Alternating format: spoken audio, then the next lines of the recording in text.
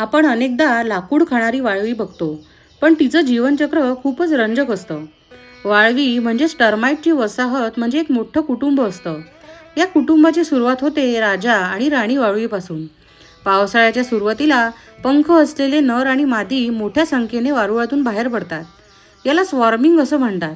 उडण्यापूर्वी अनेक वाळव्या झाडं किंवा गवतावर चढून पंख फळफळवताना दिसतात. ही त्यांची उड्डाणाची तयारी असते. योग्य क्षण येताच हजारो वाळव्या एकाच वेळी आकाशात झेप घेतात. या वाळव्या अनेकदा दिवे, ट्यूबलाईट किंवा इतर लाईट सोर्स भोवती जमा झालेल्या दिसतात.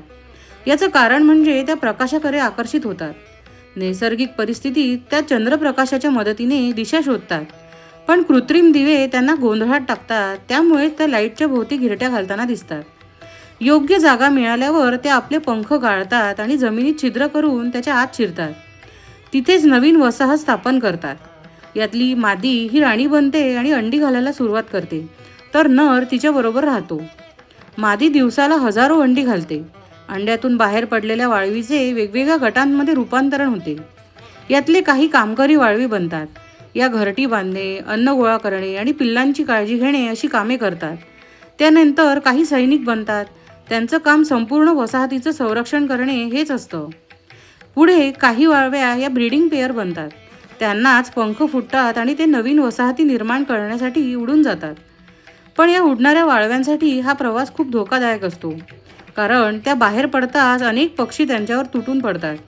बुलबुल, सातबाई, ड्रॉंगो, मोर, सनबर्ड, ट्रिपाय, मैना यासारखे पक्षी या वाळव्या आवडीने खातात. वाळवी ही प्रोटीन आणि फॅटने समृद्ध असल्यामुळे पक्ष्यांसाठी हा सहज मिळणारा पौष्टिक आहार असतो. म्हणूनच पावसाळ्यात एखाद्या ठिकाणी अचानक पक्ष्यांची गर्दी दिसली तर तिथे वाळव्यांचे स्वॉर्मिंग सुरू असण्याची शक्यता असते. योग्य परिस्थितीत राणी वाळवी अनेक वर्ष जगू शकते आणि लाखो अंडी घालू शकते. अशा प्रकारे त्यांचा जीवन प्रवास पूर्ण होतो. आणि पावसाळ्यात दिसणाऱ्या उडणाऱ्या या वाळव्या फक्त नवीन वसाहतींची सुरुवात करत नाही, तर पक्षी, सरडे, बेडूक आणि इतर प्राण्यांसाठी मेजवानीही ठरतात.